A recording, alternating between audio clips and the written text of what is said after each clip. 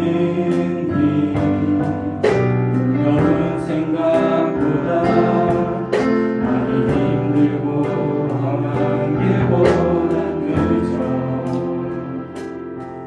말로만 가여기에 점점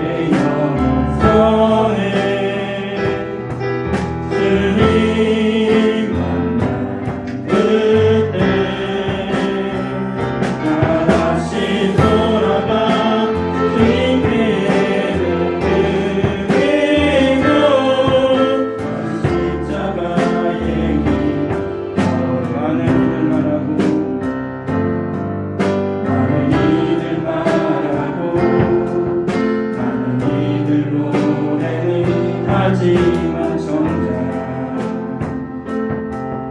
하진 않는 길 두려운 생각보다 나는 힘들고 험한 길보단 그저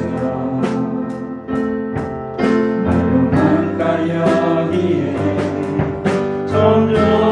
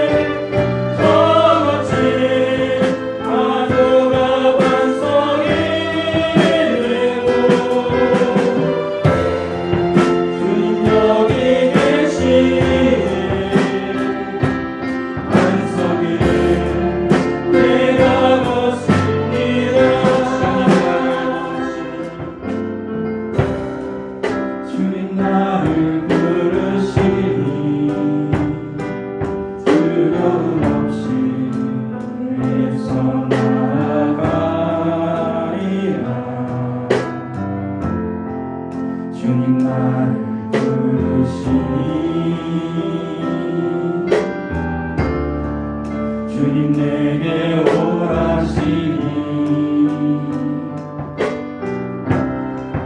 주님 보고 계시기에 의심치 않고 바다를 걸어가리라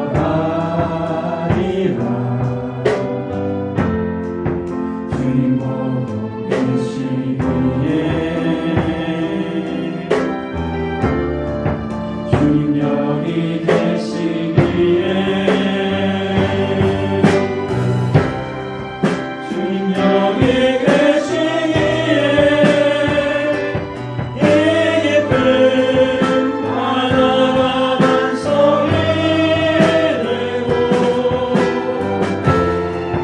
주님 여기 계시기에 반성을 내가 걸어가리라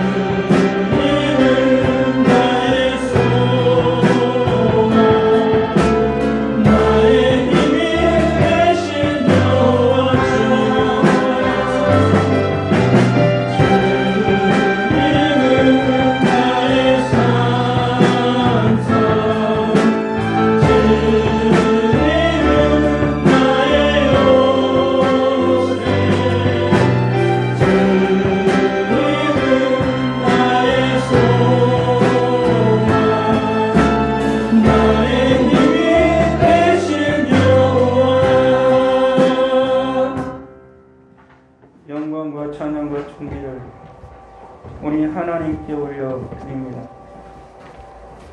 주님께서 저희를 사랑하시고 또한 귀하게 여겨주셔서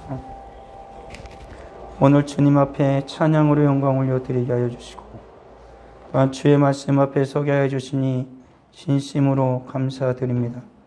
우리의 영원한 목자 되시는 예수 그리스도, 우리의 피할 바위와 산성이 되시는 우리 주님을 의지하며 살아가오니 오늘 말씀 가운데에 우리를 찾아오셔서 위로하여 주시고 격려하여 주시고 주의 권능으로 옷 입혀 주옵소서.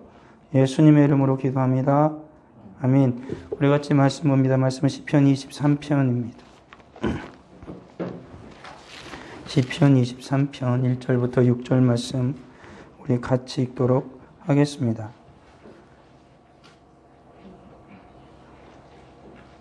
읽겠습니다.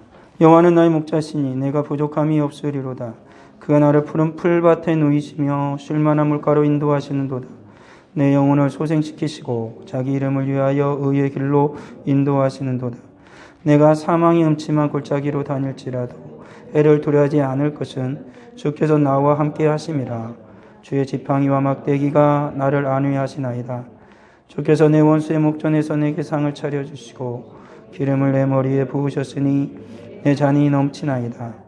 내 평생의 선하심과 인자하심이 반드시 나를 따르리니 내가 여호와의 집에 영원히 살리로다. 아멘. 추수감사주일은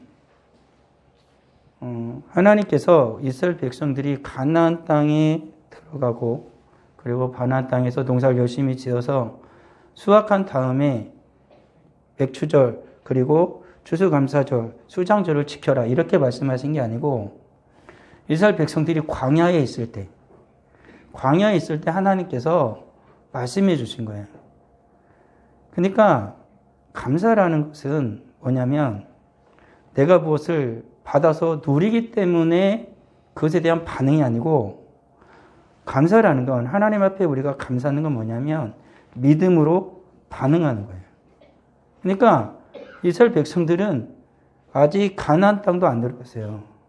광야에서 그 뜨거운 광야에서 언제 들어갈지 모를 그 생활을 계속하면서 하나님이 말씀을 주시니까 이 말씀을 믿음으로 받은 거예요.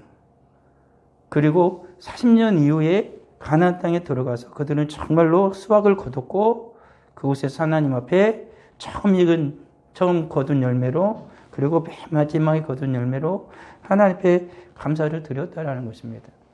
그러니까 우리가 이 땅에서 살아가면서 하나님 앞에 감사하고 감사하는 삶을 살아가는 건 믿음의 반응이에요.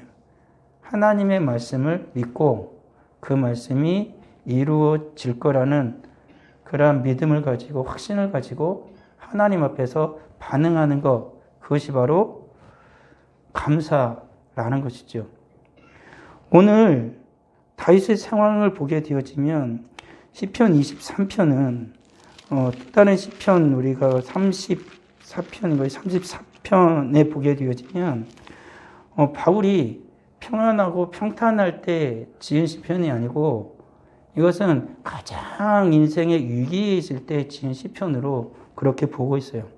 다윗의 대부분의 시편은 궁궐에서 하나님께서 모든 것을 허락해 주셔가지고 거기에 대한 반응으로 하나님 앞에 감사합니다 하고 지은 시편이 아니고 사울에게 쫓기고 적에게 쫓기고 끊임없이 아들들에게 쫓겨나가면서 광야에서 굴에서 그렇게 방황하는 시절에 지은 시편들이에요.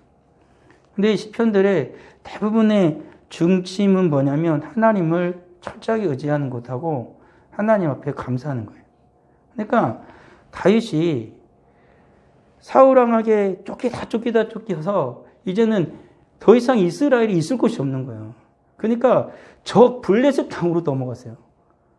그곳에 건너가야 살 것 같으니까. 더 이상 이곳에 있다가는 자기가 죽을 것 같으니까 그곳으로 건너갔는데 정작 그곳으로 건너가니까 거기에 거하는 왕도 다윗을 안 믿어주는 거예요. 다윗에 대한 소문이 다 퍼져가지고 이놈을 그대로 두면은 오히려 반역을 일으켜서 자기들을 칠 거라는 그런 생각이 있으니까 다윗을 받아주지 않죠. 그러니까 다윗이 결국에는 그 적국의 왕 앞에서, 아비멜렉 앞에서 미친 치 하는 거죠. 침을 질질 흘리면서 벽을 박박 긁었다고요. 그러면서 시편 34편을 지어요. 하나님이 자기를 보호해 주실 거라는, 하나님이 나를 인도해 주실 것이라는, 내가 여호와를 항상 송축하며 내 입술로 항상 주를 찬양하리라 라는 이 시를 짓는 거예요. 지금 사울의 왕에게도 잡히면 죽고 적으로 망명을 했는데 거기서도 죽이려고 하는데 다시 그곳에서 나와서 할 수 있는 건 뭐냐면 하나님을 철저하게 바라보고 믿음으로 하나님을 다시 찬양하는 거죠. 그러니까 다윗이라는 사람도 사람이잖아요. 정말 얼마나 위대합니까? 이스라엘에 다윗과 같은 성군이 없어요. 다윗과 같은 지략가도 지혜자도 없고 그렇게 하나님을 사랑했는데 다윗의 생애가 결코 평탄하지만은 않은 거예요. 너무 힘겨웠죠. 그 힘겨운 모든 삶을 살아간 게 다윗이죠. 그런데 그 다윗은 그 힘든 상황 속에서 하나님을 원망하는 것보다는 오히려 하나님을 계속 기대해요. 계속 하나님을 바라봐요. 하나님이 이루어 주실 거라는 소망을 가지고 계속 다윗은 살아가요. 어쩌면 그 다윗의 그 하나님의 철저한 의지와 하나님에 대한 감사와 하나님에 대한 소망이 이스라엘이라는 나라를 만든 거예요. 그러니까 우리는 잘 기억을 해야 돼요. 우리가 살아가는 모든 인생 가운데에 다윗이 이스라엘의 왕으로 올라가면서 그 이스라엘이 얼마나 견고해집니까? 나중에는 수십만의 헤아릴 수 없을 만큼의 강력한 군대를 가지게 되어지고 주변의 모든 나라들이 이스라엘 그 조그만 나라에 조공을 다 바쳐요. 주변국들이. 그 정도로 강력한 나라가 되어졌다고요. 그리고 다윗은 철저히 하나님을 예배하고 그리고 어떻게든 하나님의 성전을 짓고 싶어요. 그러니까 다윗이 광야 생활을 늘 하면서 생각이 뭐였을까라는 걸 해보면 하나님 앞에 정말로 제대로 된 예배를 한번 드려봤으면 좋겠다는 생각을 하지 않았을까. 정말 하나님의 괴가 성막에 다 찢어지고 다 널널해진 그 성막 안에 있게 거하니까 이제는 다 낡아져 버려가지고. 그러니까 성전을 하나님의 성전을 잘 지어서 그곳에 하나님의 법궤도 넣고 모든 것을 제대로 갖추고 제사장도 다 제대로 세워서 하나님 앞에 진정한 예배를 한번 드려보고 싶었을 거예요. 그래서 다윗의 평생의 소원은 영원한 하나님의 나라에 들어가는 것이었지만 그 전에 이 땅 가운데에 그 성전을 하나 짓는 거예요. 그래서 하나님을 진정으로 예배를 한번 드려보고 싶었던 것이죠. 그게 다윗의 소망이었어요. 근데 다윗이 그렇게 바랬죠. 근데 결국에는 하나님께서 다윗의 아들 솔로몬을 통하여서 성전을 짓게 하십니다. 그리고 하나님께서 다윗의 그 자녀 솔로몬의 시대에는 더 부궁하고 더 강력한 하나님의 나라가 되게 주시는 것이지요. 이와 같이 우리 하나님은 오늘 성경에도 우리가 읽은 것처럼 그리고 요한복음 10장에서 나온 것처럼 우리 주님은 우리에게 영원한 목자가 되시고 또한 우리 주님은 우리에게 평안을 주시는 주님이시다는 거죠. 우리 하나님 우리의 목자가 되신다라는 거. 우리 예수 그리스도가 우리의 목자가 되어진다라는 것은 뭘 의미하냐면 우리가 이 땅을 살아가는 모든 인생 가운데 늘 주님 안에서 평안을 누리며 살아가게 해주시겠다는 거예요. 우리들이 이 생을 살아가면서 근심 걱정이 우리 마음을 사로잡는 건 늘 불안해서 그래요. 내 마음에 좀 평안이 있었으면 하는 마음이 안 들어요. 하루 세상을 열심히 살아가다가 가끔씩 이런 생각 한 번쯤 하잖아요. 한번 하루 동안 아무 근심 걱정 없이 아무 생각 없이 그냥 하루 동안 푹 쉬고 싶다. 그 말은 다른 의미로 얘기하면 피곤하고 힘들고 지친 내 몸을 좀 쉬게 하고 싶은 것도 있지만 정말로 평안 속으로 깊이 들어가고 싶은 거예요. 나를 평안에다가 한번 놓여보고 싶은 거죠. 그만큼 이 세상은 평안하고 싶고 평화의 삶을 살고 싶은데 날 그렇게 가만두지 않는 세상이에요. 열심히 살아가는 이유 중 하나도 뭐냐면 조금 지나고 좀 세월이 지나서 그때는 지금보다는 조금 더 평화로운 평안을 좀 누리면서 살고 싶은 그러한 욕구가 우리 속에 있기 때문에 치열한 오늘날의 삶을 살아가고 있다는 사실을 우리는 인정하지 않을 수가 없는 거예요. 그런데 예수님께서 제자들에게 분명히 말씀해 주셨거든요. 십자가에 달리시기 전날 주님께서는 제자를 다 불러놓고 내가 너에게 평안을 준다. 내가 주는 평안은 세상과 주는 것과 같지 않다라고 주님 말씀해 줬어요. 여기도 참 의구심이 드는 건 그거잖아요. 예수님께서 곧 죽으실 텐데 죽으실 거라 분명히 말씀하시면서 죽으시면 오히려 평안이 사라져야 될 거 아니에요. 근데 주님은 평안을 준대요. 그리고 예수님께서 십자가에 못 박혀 죽으셨어요. 그리고 제자들이 다 두려우니까 문을 다 걸어 잠그고 이제 잡혀가면 이제 죽잖아요. 예수님도 잡혀서 죽었는데 자기들은 이제 뭐 아무것도 아니죠. 그러니까 두려워가지고 막 문을 잠그고 방에서 덜덜덜 떨고 있는데 주님 그곳에 나타나시잖아요. 안식 후 첫날 저녁에 주님이 나타나셔서 그들에게 평강을 주세요. 또 이해가 안 돼요. 예수님 죽었는데 무슨 평강이야. 지금 두려움에 떨어가지고 이게 모든 것이 다 끝났다. 한편으로 이런 생각도 스치듯 지났을 거예요. 내가 3년 동안 뭐 했지? 내가 이러려고? 라는 생각이 스치듯 지나갔을 거라고 저는 생각이 돼요. 인간이니까. 근데 주님이 그 앞에 나타나서 평안을 주시는 거예요. 평안하라고 주님 말씀을 해주시는 거죠. 근데 결국에 주님께서는 이 말씀을 받은 제자들과 그리고 훗날 예수님께서 40일 동안 이 땅에 거하면서 예수님의 말씀을 들어 몰려온 수많은 무리에게 계속 말씀을 전해주셨을 때 120명의 성도가 결국에는 예수께서 승천하시고 나서 기다리죠. 주님의 약속의 말씀을 믿고 기다리는 거예요. 그때 주님께서는 약속하신 그대로 성령을 보내주셔서 그들이 이 땅에서 살아가는 날들 동안 진정한 평안을 누리며 살아가도록 주님이 그렇게 허락을 해 주십니다. 주님이 그렇게 살아가도록 인도해 주신다라는 거죠. 이와 같이 우리 주님은 분명히 약속을 하고 약속을 지키시는 분이에요. 이 세상에서 정말 평안을 누리며 살아가고 싶다. 곰곰이 생각을 해봐요. 어떻게 해야 되지? 좀 더 많이 돈을 모으면 될까? 아니면 좀 더 높은 자리에 올라가면 될까? 사람들이 날 인정해주는 그러한 스타가 되면 될까? 라는 생각을 해보지만 그런 것들이 정말로 내게 평안을 줄까? 주지는 못해요. 왜 그러냐면 사람은 사실 그렇잖아요. 아무리 돈을 많이 가져도 더 가지고 싶어요.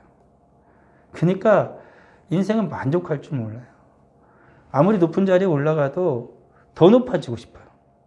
더 오래 하고 싶고.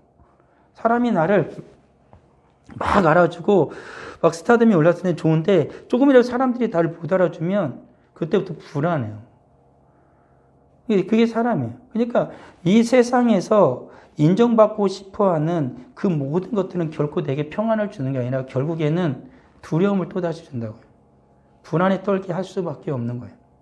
그래서 진정한 평안을 주는 건 하늘로부터 와야 돼요. 하늘로부터. 왜 그러냐면 우리 인간은 하나님 만들었잖아요. 하나님이. 그러니까 하나님이 우리에게 평안을 주셔야 돼요. 하늘로부터 내려오는 그런 모든 신령한 은사를 받고 은혜를 받아야 우리가 평안을 누리지 이 땅의 것을 아무리 취한다 그래서 그것으로 우리가 평안을 누릴 수는 없다라는 것이. 그것을 우리는 늘 잊지 말아야 하는 것이죠. 이와 같이 오늘 시편 23편에서도 말한 것처럼 다윗이 이 시편 23편은 정말 편할 때 두 다리 쭉 뻗고 와 좋다 이게 아니고 쫓기는 그 상황 속에서 다윗은 하나님을 온전히 의지하고 믿음으로 고백을 하는 믿음의 시라고 보여지는 게 훨씬 더 맞아요. 그러니까 다윗은 여호와 하나님은 뭐냐? 우리 하나님은 나의 목자시다. 나를 정말로 안식으로 인도하신 목자님이시다. 라고 다윗은 그렇게 고백을 하는 거예요. 다윗이 얼마나 쉬고 싶겠어요. 정말 적에게 맨날 쫓겨요. 언제 죽을지 몰라요. 자기를 도와주는 사람보다 자기를 해하려는 무리가 훨씬 더 많아요. 그런 상황 속에서 다윗이 얼마나 한번 쉬고 싶었겠어요. 좀 평안한 곳에서 음식도 먹어보고 좀 잠도 좀 자보고 싶고 그런 분명한 삶을 살고 싶었을 거라고요. 그래서 다윗은 그 소망을 담아서 믿음으로 하나님께 올리는 거예요. 여호와는 나의 목자시니 내게 부족함이 없을 것이다. 지금 다윗에게 무슨 부족함이 없어요? 부족한 거 참지죠. 오늘날 살아가면 우리들도 부족한 거 많잖아요. 그때 우리는 다윗처럼 해야 된다고 믿어요. 여호와는 나의 목자시니 내게 부족함이 없으리로다. 나는 부족하죠. 근데 왜 나는 부족하지 않다고 다윗이 말해요? 여호와가 내 목자니까 라고 얘기를 하는 거예요. 양은 부족해요. 양은. 양은 늘 부족해요. 우리들은 늘 부족해요. 그래서 우리의 부족함을 채울 수 있는 건 뭐냐면 오직 우리 하나님밖에 없어요. 그래 장로님의 기도에 듣는 것처럼 우리의 건강을, 우리의 물질을, 우리 영적인 성령의 모든 은혜를 충만히 채워주실 수 있는 분은 주님밖에 없어요. 우리는 부족하게 우리 하나님께 나아가야 돼요. 우리 하나님께 구해야 돼요. 그건 결코 나쁜 게 아니에요. 오히려 부족한데 안 구하는 게 나쁜 거죠. 부족함이 채워달라고 주님 앞에 나가서 주님 앞에 구하고 우리 하나님께 요청을 해야 된다라는 것입니다. 근데 다윗이 그렇게 하고 싶으면 뭐냐면 쉬고 싶은 거예요. 안식을 얻고 싶었다라는 것입니다. 푸른 풀밭에 누유 쉴만한 물가로 인도하시는 도다. 이스라엘은 그 기후 자체가 풀밭을 오늘날 우리 밖에 보면 그냥 가을에도 그냥 파란 풀들이 잔뜩 하잖아요. 근데 이스라엘은 그런 나라가 아니잖아요. 건조기이기 때문에 대부분이 다 그 사막이고 풀이 나는 기간은 많은 기간이 아니에요. 적은 기간 동안 풀이 나면 그 기간에 그때는 이제 방목을 하는 거예요. 끌고 나가서 풀을 먹이죠. 그러나서 이제 건조기후가 돼서 풀이 없어지면 다시 우리에 넣고 그때 풀을 뜯어 먹이는 거예요. 그동안에 저장했던 풀들을 먹이는 그런 상황이 되어지는 거죠. 그러니까 다윗이 하고 싶은 하나님이 목자 자기를 인도하셔서 그 푸른 풀밭에 다윗은 알거든요. 푸른 풀밭에 양들이 뛰노는 것을. 그리고 쉴만한 물가에서 아무런 걱정 없이 물을 마셔요. 다윗이 물을 마실 때도 늘 불안했을 거예요. 물을 마신다라는 것이 제일 위험한 행동이거든요. 고개를 물에다 쳐박고 마시든지 아니면 물을 마셔야 되니까 겨울물을 마신다라고. 여기서 겨울물을 마시게 되면 이게 제일 위험한 거예요. 적이 언제 나에게 습격하고 나를 공격할지 모르는 상황에 처할 수 있으니까. 근데 목자가 지켜주면 걱정이 없잖아요. 그러니까 다윗이 그렇게 하고 싶은 거예요. 풀밭에 누워서 좀 쉬고 싶고 물도 아무런 걱정 없이 안식을 얻고 싶은 것입니다. 그러면 다윗은 첫 번째 이게 자기 육체적 필요예요. 정신적 필요를 채워주고 그 다음에 영혼이죠. 얼마나 영혼이 피곤했겠습니까? 그가 늘 하나님과 교통했지만 그의 영혼은 날마다 시달렸을 거예요. 그렇게 하나님 앞에 날마다 나아가는 그 상황 속에서 그를 죽이려고 하는 악한 세력들이 계속해서 다윗을 공격하고 있었으니까. 우리들이 육체의 피곤함과 육신의 소진은 영혼의 피곤함을 반드시 가져와요.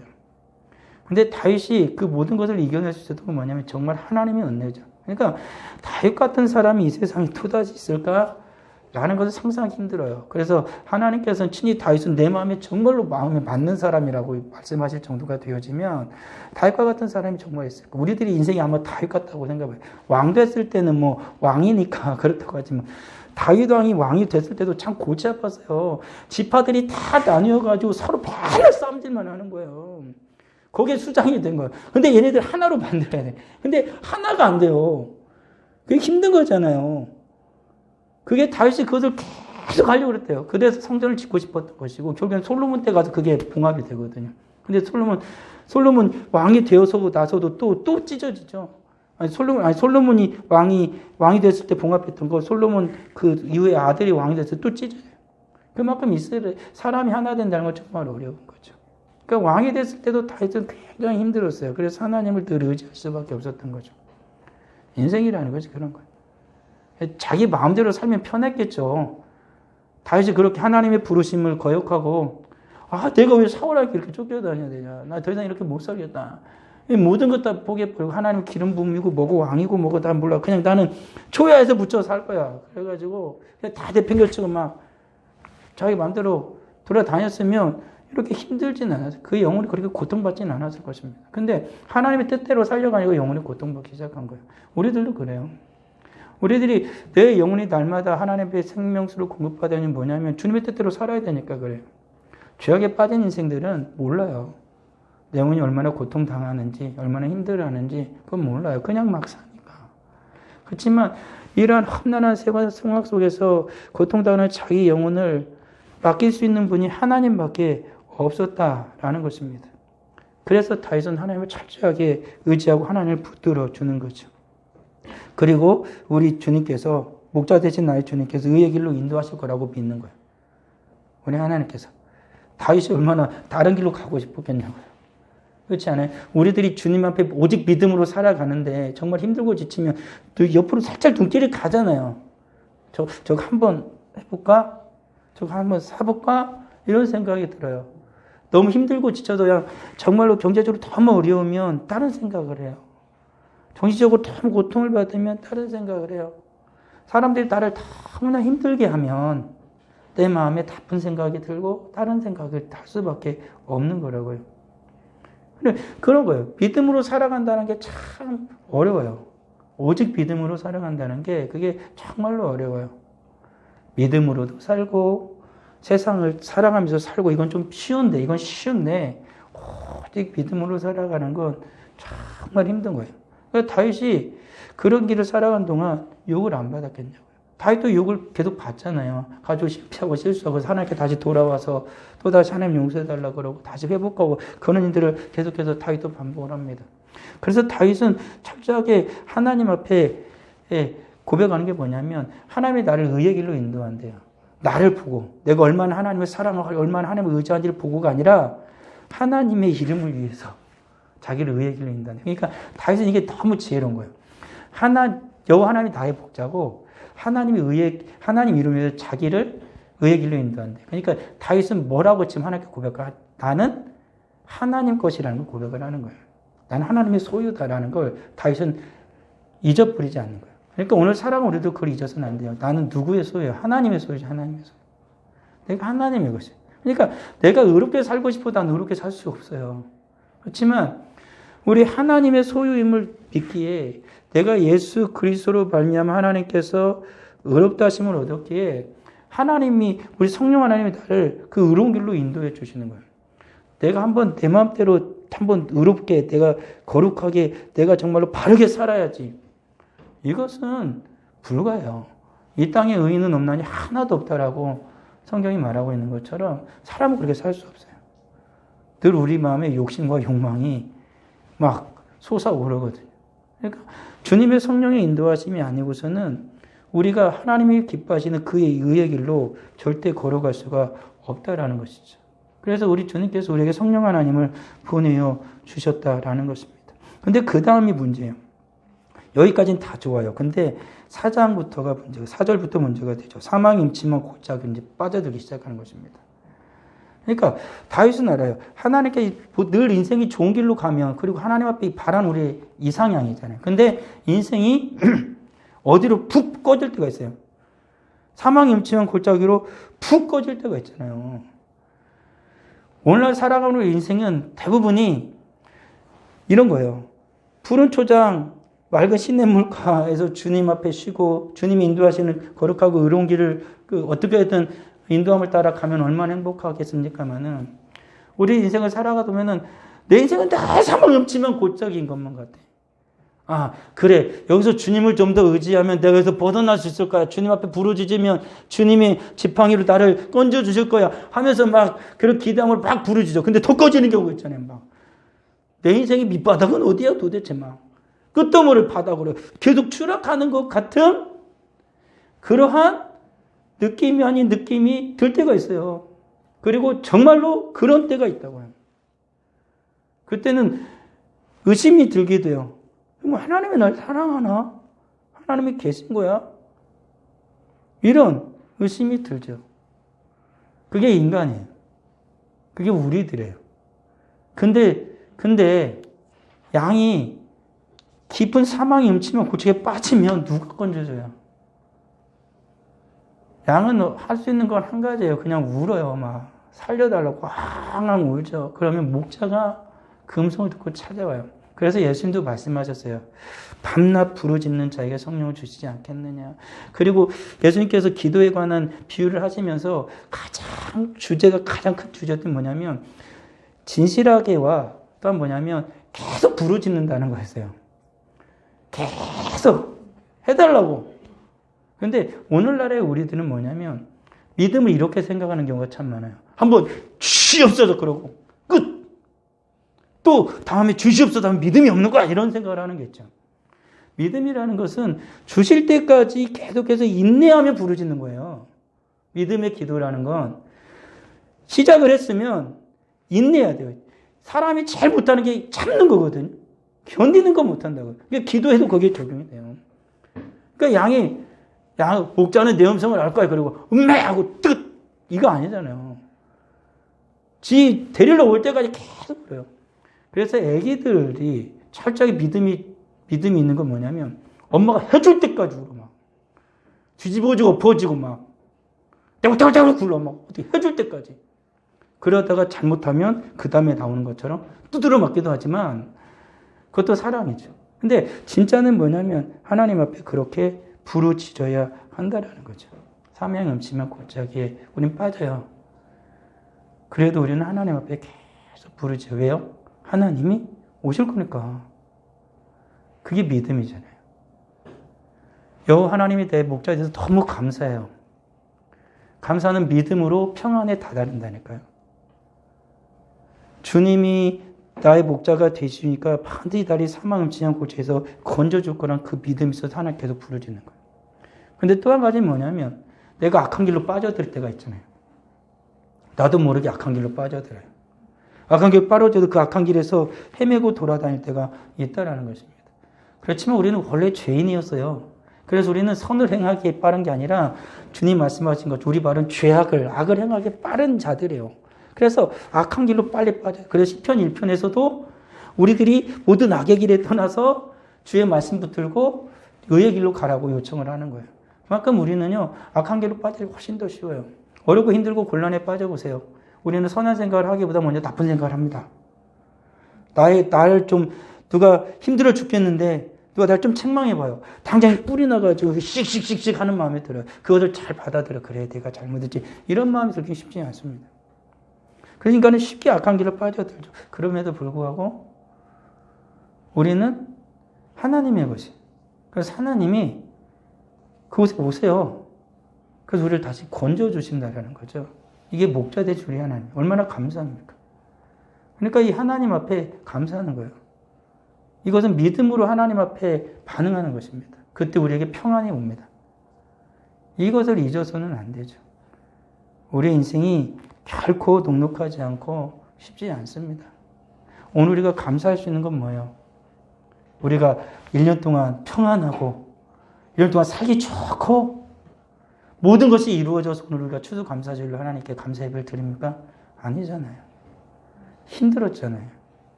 끝날 줄 알았는데 안 끝나고 더 힘들어지잖아요.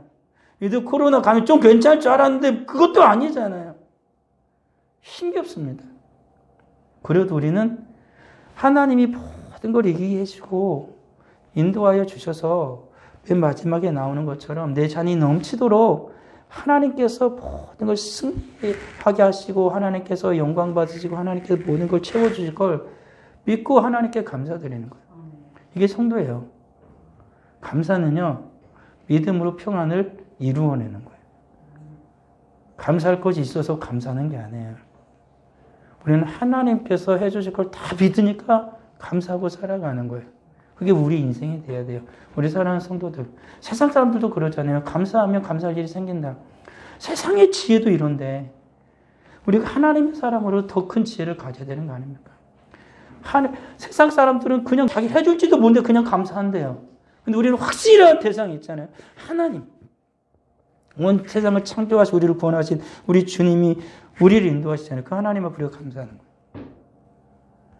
믿음으로 감사하는 거예요. 그럼 반드시 우리 주님은 응답하시고 평안을 줘요. 이걸 믿어야 돼요.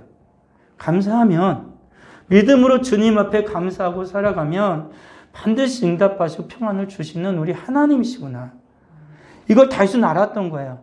힘겹고 고달프고 모든 사방이 다 원수로 가득하고 우겨싸움을 당해도 다윗은 오직 하나님을 바라보고 하나님을 의지하고 하나님을 감사했어요. 믿음으로. 그때 하나님은 다윗에게 평안을 주시지 않습니까? 이게 우리의 믿음의 고백이 되어야 하는 것입니다.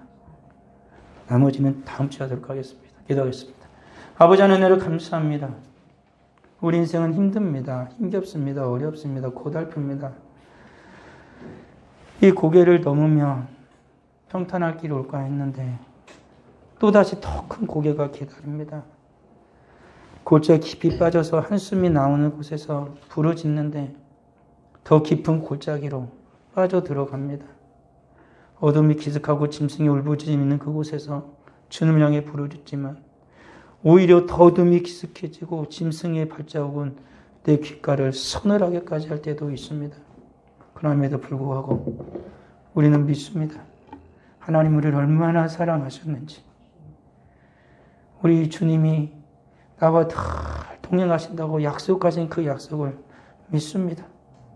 그러기 오늘도 어렵고 힘들지만 하나님께 감사합니다. 나의 하나님 되어주셔서 감사하고, 나를 구원해 주셔서 감사하고, 나와 함께하여 주셔서 감사합니다. 우리 하나님께서 이렇게 연약한 나를 거저두지 아니하시고 반드시 회복시켜 주실 걸 믿기에 감사합니다. 우리 사랑하는 성도들이 주님 앞에 감사함의 예배 드리오니 주님 받아주시고 반드시 평안히 인생의, 가정의, 자녀의 모든 삶에 이 교회에 충만하도록 주님 역사하여 주옵소서. 감사하며 주님 앞에 귀한 예물을 드립니다. 11조 예물을 드립니다. 감사 예물 드립니다. 추수감사 예물을 드립니다. 선교 예물을 드립니다. 건축원금을 드립니다. 구정금을 드립니다. 청원원금을 드립니다. 드린 모든 손길 하나님 기억하여 주시고 믿음으로 하나님 앞에 반응하여 귀한 예물을 드렸사오니 주님께서 백배로 갚아주시고 살아가는 모든 날들 동안 오직 하나님을 의지함으로 말미암아 하나님 앞에 간구하고 하나님을 붙들므로 말미암아 응답받는 모든 인생이 되도록 주님 역사하여 주시옵소서. 예수님의 이름으로 기도합니다. 아멘. 그 말씀 전해드리겠습니다.